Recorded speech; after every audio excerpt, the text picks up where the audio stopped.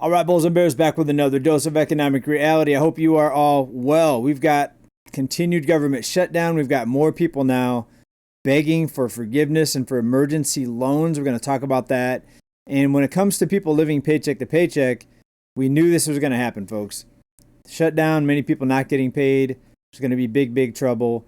A lot of the federal workers and people that are laid off right now, or some of the people that are working actually, but not getting paid, even worse, in my opinion, they're having very difficult times right now. Let's go ahead and hear from a few people kind of breaking down what's happening right now and what you need to look out for. Take a listen to this first.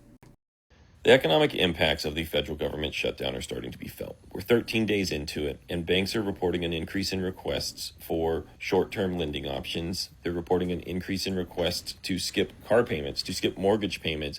Traffic is up at buy now, pay later sites. Property management companies are reporting an increase in requests to skip rent payments, and utility companies the same. Meanwhile, foot traffic at small businesses, large businesses, hotels, restaurants are all down in areas that predominantly serve or have a high percentage of citizenry that are federal employees.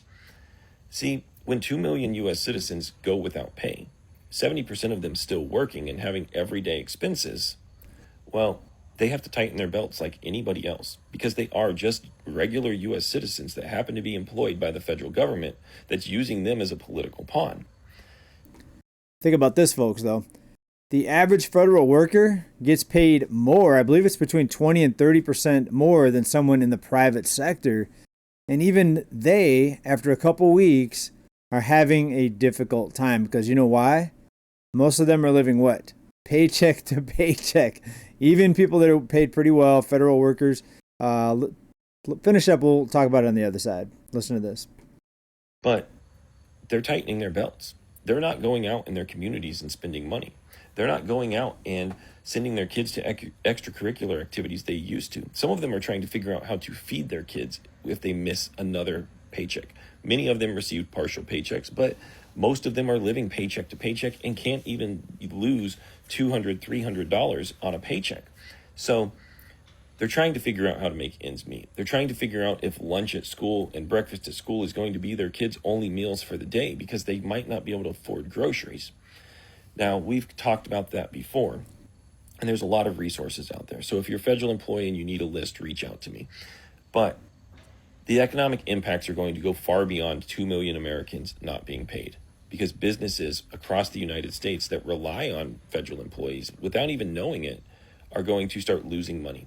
Small businesses in their communities that appreciate these federal employees are going to lose money.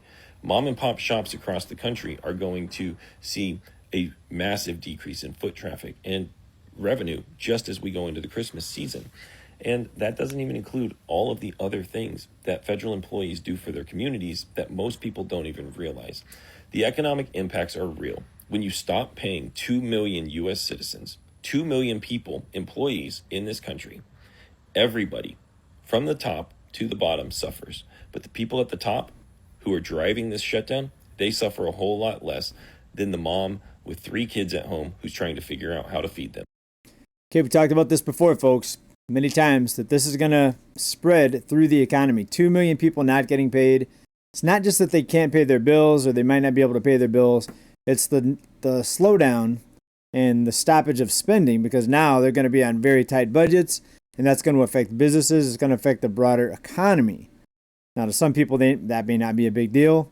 Other people, you see trouble ahead. Well, you've been ready for it for a while if you've been on this channel, right? But the point is, I think the key point we should all get out of this is even people making 6 figures beyond, even people making $250,000, a lot of them won't last very long without 1 or 2 missed paychecks. We're only about 2 weeks in right now, and we're told this thing could drag on for a very long time. And it could be a record breaker, folks. You may not be able to get anywhere by plane as air travel in America could soon collapse completely as the U.S. government shutdown is now forecasted to last more than 35 days, according to Kalshi, the real-time betting website. Air traffic controllers and airport security people are not being paid during the shutdown, and already we're seeing seeing mass delays at airports because there just aren't enough air traffic controllers or TSA to handle the volume of airplanes and passengers traveling through the system. They're technically not allowed to leave their jobs during a shutdown, so they have to call in sick, and that's exactly what they've been doing to. It's actually not true. They can leave their jobs, but they're just going to lose their jobs if they leave. So unless they call in sick or have some sort of excuse. Protest having to work for no pay. Personally, I wouldn't be willing to work for no pay either if I was in their shoes. There is no sign of negotiations in sight. Republicans and Democrats have to make a deal to reopen the government, and they are not doing that. You heard him, folks. Is he being dramatic? Is he being too doom and gloom? People have called me doom and gloom just for reporting the news.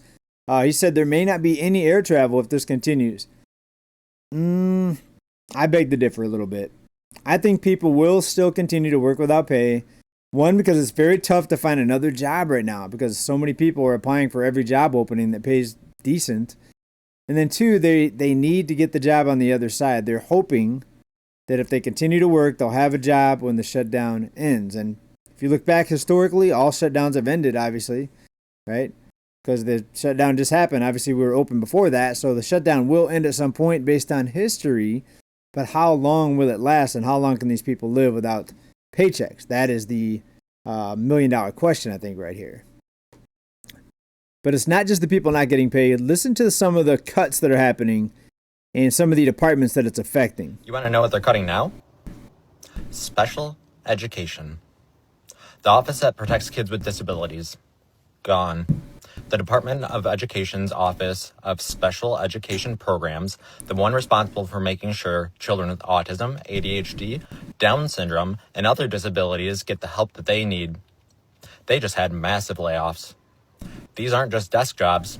These are the people who enforce the law that guarantees every disabled child a free and appropriate public education.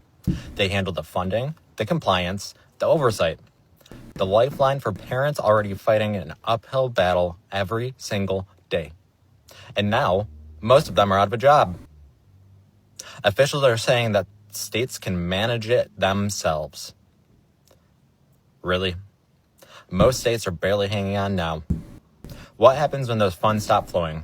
When the aides, the speech therapists, and the adaptive tech all disappear because nobody's left to process the grants? You can't call yourself pro-family and then pull support from the kids who need it the most. You can't say you're protecting American families while you're actively destroying the one program that protects the most vulnerable. This isn't cutting red tape. It's cutting the safety net. Parents shouldn't have to beg for their kids to get what the law already promised them. This is serious. All right, folks, you heard him. So they're cutting out a lot of things. What he's talking about in particular is the special needs programs for disabled kids and autistic kids and things like that. The bigger picture of this is, why do people need these programs? Is because everything costs too much. People can't get by without all these programs helping them out. Imagine if all the programs were pulled away, and some of them are being pulled away now.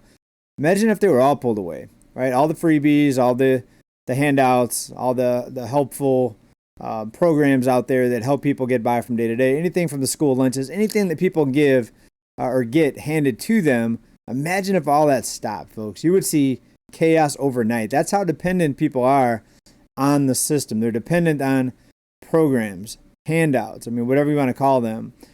This guy says they're the law until the law changes, until somebody changes the law, right? So people with families are going to be the hardest hit. Of course, families are expensive. Having dependents is expensive. So the reason I bring this up sometimes is because people need to be really careful about what they're doing as far as deciding if you want to have a family. You go out and have a few kids and find out you can't afford them. It's not a fun thing, right? And there's some people out there saying you should definitely not have any kids and start a family unless you're making at least $50,000 per child. That means 2 kids in a household, you better be making $100,000. 3 kids in a household, you better be making $150,000 income. Otherwise, you're going to be suffering. And I think it depends on the state. But take a listen to this, what he has to say.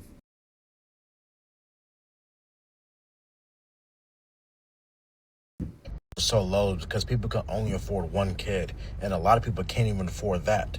I believe you have to be making $50,000 for every child that you have. If the average income is around 40, 60, 50K a year, one kid, you're done. The second you have a second kid, you need to be making 100K plus. And not even households with both parents make 100K. And we have dumb people out here who make 75K a year with 3 children. You're struggling. I don't care what you tell me or how your household works. You're neglecting them in some space, in some form. Whether it's not giving them complete full insurances, having money for their colleges, any kind of inheritance, all of that gets scratched. And that's what people don't count for. Just because you could feed them, bathe them, and keep a roof over their head doesn't mean you're not neglecting them. Interesting point. He's basically saying if you're not making $50,000 per kid, you're making them suffer. You're making them suffer in some sort of way.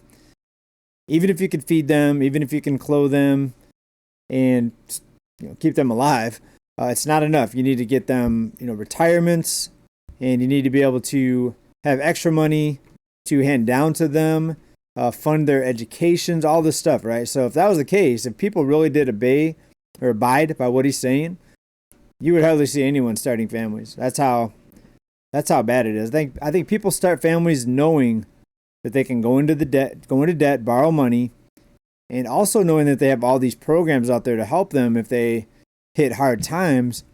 Well, those programs are being pulled away, folks. And if this continues, where is it going to end up? Now, some people will say big deal. In 3.5 more years, 4 years, someone else is going to get in office and they're just going to reverse all this and just everything's going to be back to where it was prior to last fall, right? With the new administration, or this January, technically. So some people saying big deal, nothing burger, it's just going to flip back the other direction. Other people are like, wow, we still have 3 more years. What's it going to look like at the end of the 3 years, and how many people are going to be suffering for it? Okay, seriously, WTF. I need somebody to make this make sense to me. So I made a video a month ago about our electric bill was $830. It made me sick to my stomach. Now, listen, our bills have been high for 15 years, anywhere between $400 and $700. We've had the electric company come out. They tell us there's no problem. There's nothing from the pole to our house. It must be something in the house. So we have replaced everything, all the appliances, new hot water tank, new dishwasher, new washer dryer, the whole bit, right? So I made a video this morning showing you guys our electric bill for the past year. It wasn't until I watched that I realized our new bill is on there. You guys, I am so sick. What a way to ruin my Monday and the whole freaking week now. So our bill was $830 last month. It's $1,253 this month. Tell me how. After we opened that bill last month for $830, we went through the house. Now, we had 2 adult men that lived in the house, our sons, both move out. So nothing is running in their bedrooms. Everybody says unplug everything that you're not using. Okay, so we have unplugged everything. Literally unplugged everything in the entire house that could be drawn power that we're not using, like our everyday appliances. Folks, is this even possible? 800 something a month and then over $1,000 a month? Refrigerator, washer, dryer, stove, microwave, lamps. They're not on, but they're plugged in. So we don't watch TV. Our televisions are never on. We don't have a pool. We don't have central AC. I just don't know. I don't understand how this is possible. It went up $420 after unplugging everything. Somebody make this make sense to me. So I so badly want to do this Christmas open house and invite everybody in and see that magic for the kids and see the smiles. And there's literally no way. I cannot afford $1,253 without Christmas lights. So I don't know what we're going to do. Like, after taxes and insurance is taken out of my bill or on my check, that's like literally one of my paychecks. So one whole check for the month is going to go towards our electric bill. Like, I am sick to my stomach. I don't know what to do. Folks, there's a lot of videos out there like this where people are reporting these outrageous electricity bills. I'm thinking there's got to be some sort of glitch. Otherwise, the electricity company is trying to scam them. This can't be right. I'm only paying like between $180 and like $260 here in California per month. Electricity. That actually includes gas. It's gas and electric, both. And I'm hearing people talking about $600, $800 per $1,100, $1,200 a month electricity, folks. People can't deal with this, folks. I mean, on top of everything else that we talked about in the first part of the video, the shutdowns, people working without pay, the money now being pulled out of the economy, the lost help programs or assistance programs being pulled away, and now you got runaway electricity bills, and you're stuck. You're backed into a corner. It's not like you can go shop for another electricity utility company, right? There's no choice there. There's no free market there. You're basically stuck and you're trapped. So you better figure out what to do. Do you shut off your electricity and go all candles? I mean, it's insane, folks, what some people are having to do here. And we're only really getting started. I mean, this is going to continue to get worse if the cost of living doesn't come down very soon.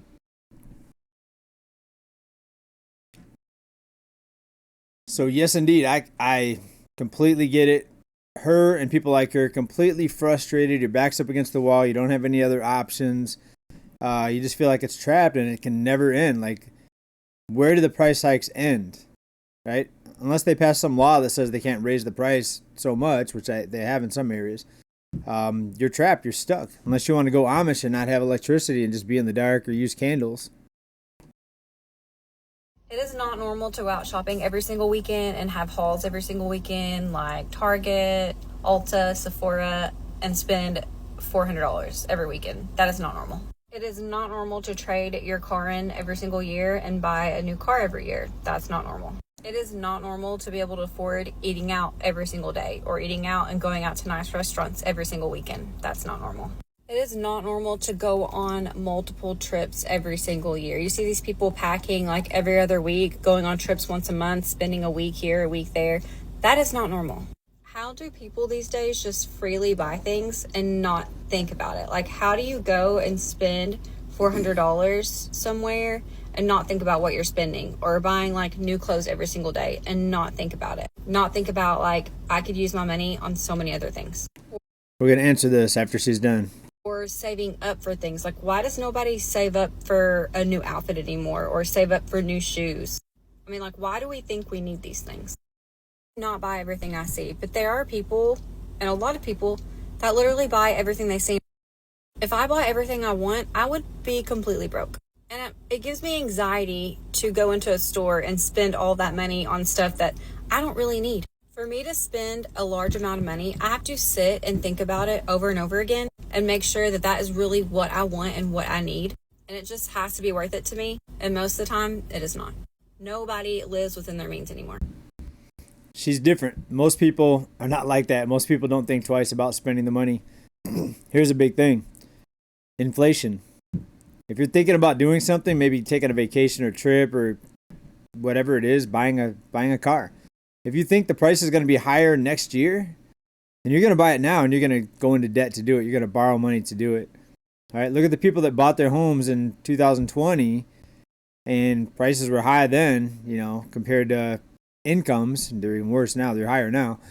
But they got in before prices went up. And now today, there are people that think prices are just going to keep going up, right? I personally think we're in a turning point in the housing market. We've done videos about it here. Maybe I'll get into that more in the next video because there are some corrections happening right now. And everything that we're seeing federally and the debt levels and the delinquencies and all the funding being cut for different programs, which is going to come back on the people and make people even in a more difficult spot, put people in a more difficult spot. So I think from here it's going to get more difficult and we're going to start seeing more of the same, but it's going to get worse. But there will be some areas we'll have a correction. People were asking me about metals. Gold and silver has been exploding. I mean, if you got into metal, if you got into silver when we started talking about it here, you've now almost quadrupled your money. All right, this was way back in 2019. I think I started talking about it. Gold, you've more than doubled your money. And there's investments that have done even better than that. Digital assets, I'm buying some right now. We had a big crash in cryptos. They dropped like 40% when the tariff came out. But with this shutdown, how long does it take to actually bleed into the markets? Right? Remember, even the top 10%ers that own most of the stock market, even they get nervous at some point when you see the entire economy shut down because all the cuts and everything else happening right now, right? But what do you think about the kids? You got to make $50,000 per kid, otherwise don't have kids. People can't afford anything without handouts. I mean, is that for real? The $1,000 electricity bill, I would give that lady some advice and tell her to have an audit done and see what her neighbors are paying. Go to the neighbors and people in the neighborhood, get together, see what other people are paying. Just a few thoughts of mine, just kind of talking out loud, folks. So let me know what you think down in the comments. Hope to see you in the next video. As always, keep stacking. Bye for now. Peace.